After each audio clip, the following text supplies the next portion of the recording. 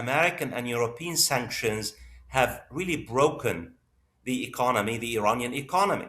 And that's why Iran is starved. The sanctions have pauperized the Iranian people because the sanctions have been, imposed on Iran for many years, but they have escalated and intensified since President Trump came to power, at the first term and now the second term. So the only way out of this dilemma, I think, is that a diplomatic breakthrough with the United States. The only way really for Iran to be able to address the grievances, the social and economic grievances of its population is to strike a deal, diplomatic deal, because that could basically lift the sanctions. Hello and welcome to the Trump Report. I'm Louis Sykes. We've had a few changes on this channel, as you'll know. For the usual Times Radio live output you can go to the Times' YouTube channel, but you can stay right here for your regular updates from Frontline, the Trump Report and more. Well, today we are talking to Professor Fawaz Gerges, Professor of International Relations at the London School of Economics and author of What Really Went Wrong? The West and the Failure of Democracy in the Middle East, which looks at US policy from 1950 to 1979 and governance in Iran, which is all quite relevant to what is going on today in Iran. Professor Gerges, welcome. Thanks for having me. I wanted to start, Professor, with your thoughts on what has been going on in Iran in the last few weeks. You're someone who has studied Iran and the Middle East, of course, for a long, long time. Looking back at the other crises this country has faced, how perilous is the position of the Ayatollahs regime right now, do you think? Iran today faces an existential crisis. It's the most significant threat to the clerics in Tehran since they seized power from the Shah of Iran in 1979. They face a perfect storm, severe economic and social problems at home, and of course external threats by the United States and Israel to attack Iran again after the 12-day June war. So the question really is facing the Iranian leadership. Will Iran be able to resolve this organic crisis, this perfect storm? Will the Iranian leadership be able to address the legitimate grievances of the Iranian people, including basic living standards, declining, living standards, skyrocketing inflation, massive unemployment, the collapse of the currency, the rial.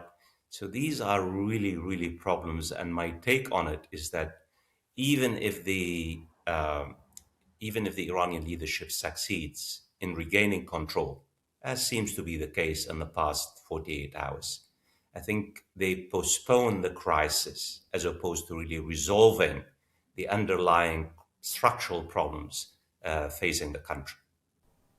Indeed. Now, as you say, there's been some pretty significant changes in the situation in the last 48 hours. Some of the latest that we're hearing is that the US may have decided against carrying out any forms of strikes or action to intervene in what's going on in Iran. In part, that's due to advice we're hearing from allies in the region, Israel, Saudi Arabia, Qatar. But, I mean, some of those nations, certainly Israel, are no friend of Iran or the Iranian regime. Why do you think they might have made this intervention? Well, I think we need to distinguish between Israel on the one hand and Iran's Arab neighbors on the other hand. Israel has all along been trying very hard to bring about regime change in Iran. And in fact, it was Israeli Prime Minister who convinced the American President Donald Trump to carry out one of the most devastating attacks in June against, Iran's nuclear program. But I think Saudi Arabia and Qatar and Oman and Kuwait, even though they don't really care for the Islamic Republic, they are very anxious about the spillover effects of any direct war between the United States and Israel on the one hand and Iran. The focus of the Arab Gulf state is on domestic politics, on the economy, on diversifying their economies that are based on oil. And a war in the Gulf could really have devastating impacts on the energy, industry, and also because Iran threatened to retaliate against American military bases in the region, whether it's in Qatar or whether it's in Bahrain or whether it's in Kuwait. And that's why the Arab states really seems to have urged President Trump not to attack Iran this time and give diplomacy a chance. And as you say, we have seen the US and other Western nations withdrawing personnel from places like Qatar and other bases in the region. And like you say, there's those threats of attacks from Iran. But is Iran really in a position right now to carry out those sort of strikes, given its precarious position at home, or are these just sort of not quite empty threats, but are they trying to puff themselves up a bit here? Well, I mean, there is no doubt that Iran has been weakened a great deal in the past 3 years, because I think its nuclear program is dormant since June. I mean, both the United States and Israel inflicted tremendous damage on Iran's nuclear program and also on its air defenses and its ballistic missiles, and also its regional allies. Bashar al-Assad in Syria and Hezbollah in Lebanon have also weakened a great deal. So Iran has a weaker hand, but Iran has tremendous leverage, military leverage. Iran has been trying very hard to rebuild its ballistic missiles. And according to Iranian officials and American officials, Iran has the capacity to fire thousands of ballistic missiles, not only against American military bases and Israel, but also against, the energy infrastructure in the region. So the challenge that the Americans faced was they really had limited options. They had limited military assets in the region because their focus in the past few months has been on, in Latin America and Venezuela. And also the question for President Trump and his advisors, what was the alternative? What is the alternative? It's one thing to attack Iranian targets, and it's another thing to what's the alternative? Could an American attack bring about regime change? And the answer is no, definitely no. This was the question that basically, I think, influenced the decision by the Trump administration to pause the imminent decision to carry out attacks against Iran, the lack of an alternative. Because it seems to me that the Iranian authorities are deeply consolidated. They have been able to really clamp down very hard against the protesters. And there are no defections from within the regime itself, even though there are differences among the various circles within the regime itself. So all these elements, all these questions, I think influenced the decision by President Trump to have an off-ramp. And the off-ramp it was provided by the Iranian leadership. I mean, the Iranian foreign minister went on Fox News, President Trump's favorite television station, to appeal to the president and the American president and the American people and say, look, diplomacy is a much better way than war. And he also promised that there will be no executions of anti-government protesters. So this basically gave the American president an off-ramp to go out the following day and say, well, look, the killing of protesters has stopped and there will be no executions of anti-government protesters in Iran. But I would argue that the crisis within Iran has been postponed as opposed to being resolved. And also the crisis between Iran and the United States has been postponed as opposed to being resolved. We have to wait and see if there is any kind of light at the end of the tunnel for a diplomatic solution between the Americans and the Iranians. And how big of a move is that decision not to execute any of these protesters that have been arrested by the regime? How significant is that, and how big is the threat usually of execution in this sort of situation for people who protest against the regime? Well, I think for your own viewers and your own listeners, uh, the Iranian authorities have arrested between 10,000 and 15,000 protesters. So there's a large number of anti government protesters in Iranian prisons. And the other point is the head of the judiciary in Iran threatened basically to speed up the trial and the executions of guilty protesters who are guilty protesting of conspiring against the government. So there was a high chance that the Iranian authorities could execute scores of protesters.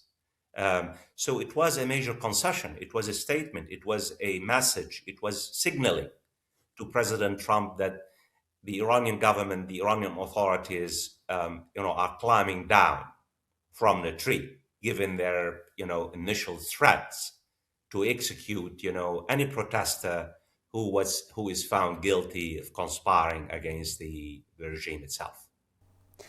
And so, how confident do you think the regime will be now that and these internet blackouts and the very harsh crackdown that we're hearing is going on in that country has, at least for now, abated these protests? Well, I mean, so far, I think the regime has been able to regain control from everything that we know, even though we don't really have access to full information. For your own listeners and viewers, as an academic myself, which really believe in hard data, I think there's a great deal of misinformation coming out from all sides because all sides are trying to really sway our opinion, influence our, narrative, the narrative about Iran. And we have to be very careful. So we don't really have, a full picture of what has been happening inside Iran in the past 2 weeks, even though we know that a significant number of Iranians went on the street and protested against the regime. We know that up to 2,000, 3,000, if not more, of Iranians have been killed by the regime. We know that thousands have been injured and incarcerated, and we know almost 100 security officials have been killed. So there has been some major fighting between armed protesters or armed dissidents and the regime itself. But the reality is, at this particular stage, the big point beyond the headlines, I think now the regime has lost legitimacy among a significant number of Iranians. And the challenge facing the regime is not only whether it's able to address the legitimate social and economic grievances, but regain legitimacy. The danger lies in the fact now that the regime relies on coercion as opposed to persuasion. And we know from history, if history is a lesson, no regime can survive based on coercion. You need persuasion, you need hegemony, you need legitimacy. You need to convince your people that there's a future, there is hope. So that's the danger. The danger that faces is facing the Iranian authorities is that they have really lost a great deal of legitimacy and they are running on empty. And I don't think that the Iranian authorities recognize and appreciate the extent of danger that really the polarization, the lack of societal support, even though they still have millions of Iranians support the Islamic Republic, as we have seen, thousands of counter protesters who support the government came out on Monday in support of the authorities. And I do want to come onto what next will happen in Iran, but just before that, on the world stage, there's two things I suppose I'd be keen to discuss here, which is firstly the way we haven't really seen many of Iran's allies coming to its aid at all, or really voicing significant support. I'm thinking most importantly of Russia, which in the last few years has tried to really closen ties with Tehran. They don't seem to have done much, perhaps they can't do much, to have helped support them through this crisis. Well, not only Russia, but China as well. I mean, China and Russia are Iran's major partners, economic partners, arms partners, political partners. I mean, Iran basically supplies most of its oil to China. And of course, it has, I mean, a huge bilateral trade with Russia. During the 12-day war between the United States and Israel on the one hand and Iran, neither Russia nor China came to the aid of Iran, except rhetoric. And the same thing here. And the question is why? First of all, because I think Russia prioritizes its relations with Donald Trump.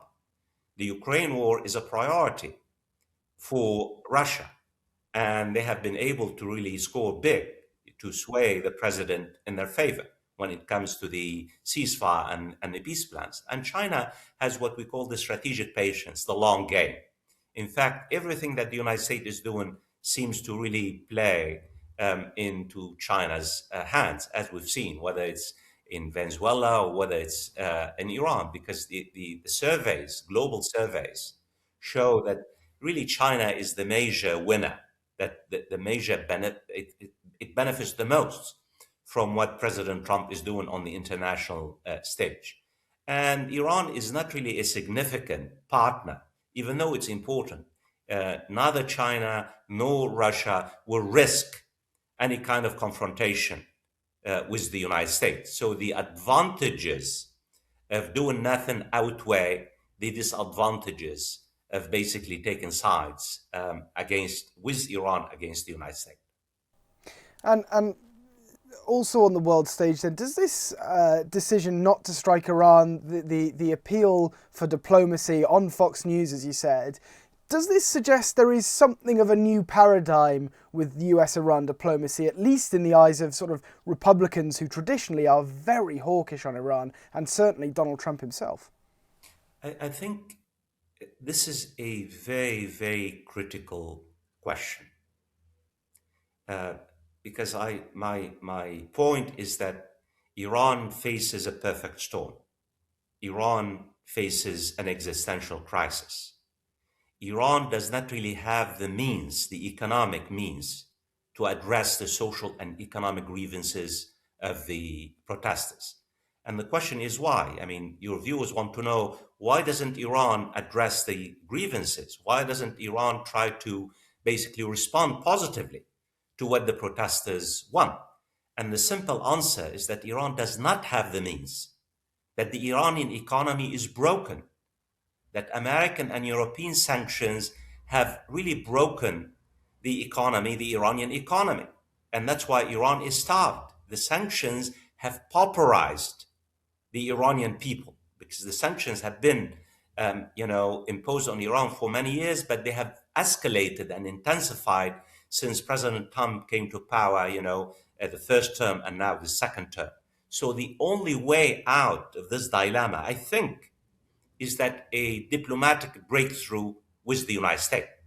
The only way really for Iran to be able to address the grievances, the social and economic grievances of its population, is to strike a deal, diplomatic deal, because that could basically lift the sanctions. And that's why your question about a paradigm shift, both in Iran, there is an important constituency within the regime that has been calling for a paradigm shift in both Iran's domestic politics and foreign policy. And this paradigm shift would basically take Iran from its current confrontation with the United States and the West into really basically reconciliation and finding basically a solution on Iran's nuclear program and ballistic missiles. And on the American side, it seems to me there are some elements who have been calling for a kind of a diplomatic deal, but I think the hardliners within the Trump administrations seem to have the upper hand. That's the reality, because I think the hardliners, both within the Trump administration and the Benjamin Netanyahu government, have been calling for a regime change for many years, not just now. And every time there is a major protest, is this the one? Is this the big one? Is this a rapture? And I think everything we need to really be critical and empirical, that the regime has a significant significant popular support. Millions of Iranians still support the Islamic Republic despite everything that has happened. So it's not just, the regime versus the protesters. Iran is deeply divided, even though I would say there's a majority of Iranians who would like change. So I think the question is, will this particular rupture, will this particular crisis trigger a kind of a major effort, or in order to bring about a kind of a different shift in Iranian foreign policy and a shift in American foreign policy? I don't see it on the American side, because the hardliners within the Trump administration really have the upper hand. I could see it on the Iranian side, because bearing a diplomatic breakthrough with the Americans, the organic crisis in Iran will likely worsen in the next couple of years. And so, what does that look like for Iran in terms of a shift internally, and if this situation that has caused the protests this time round simply gets worse? Because we talk about how this may just be sort of kicking the can down the road for the regime. There's been a lot of debate here in the UK and on other Western channels about the idea that the Ayatollah may simply retire and not be replaced. There may not be a successor. What could happen here? Well, I think you're talking what could happen in Iran. This is the big question, and really no one, it's not answerable. First of all, because the Iranian decision-making process is really very closed. It's very difficult, very secretive. You have multiple power centers, but we really do not know what happens behind closed doors. All we know is that any kind of shift, any kind of change will not bring about a diplomatic alternative. My argument that if Ali Khamenei, the supreme leader, either dies or is killed, probably the revolutionary guards, who are the vanguard of the regime, will take over. So any alternative, any political alternative in Iran could be really more of a military authoritarianism or military authoritarian dictatorship. And that's why when I say that the Americans and the Europeans, including the UK, I don't think they see an alternative, opposition. The opposition is leaderless. So you have now the only, vocal opposition leader is the Shah of Iran, Reza, the Shah, Pahlavi. But I don't think he has a major constituency within Iran itself, because the Iranian people, even the Iranian protesters, do not really want to bring back the monarchy. They want a more inclusive, more transparent, a more forward-looking, a more pluralistic society. And they don't really want and just for your own viewers, the Shah of Iran was a brutal dictator. He was as brutal as the clerics in Tehran, if not more so. And that's why the revolution in Iran in 1979 was not Islamic. It was really a broadly based, encompassing revolution, but it was taken over and seized by the Islamists, a year or two after the initial phase of the revolution. Indeed. Well, a lot of change we could be on the verge on in the region, and I'm sure we'll be back with you again, Fawaz Gerges, to talk more about this. But Professor Fawaz Gerges, Professor of International Relations at the London School of Economics and author of What Really Went Wrong, the West and the Failure of Democracy in the Middle East. Thank you very much for joining me today on the Trump Report. Thank you.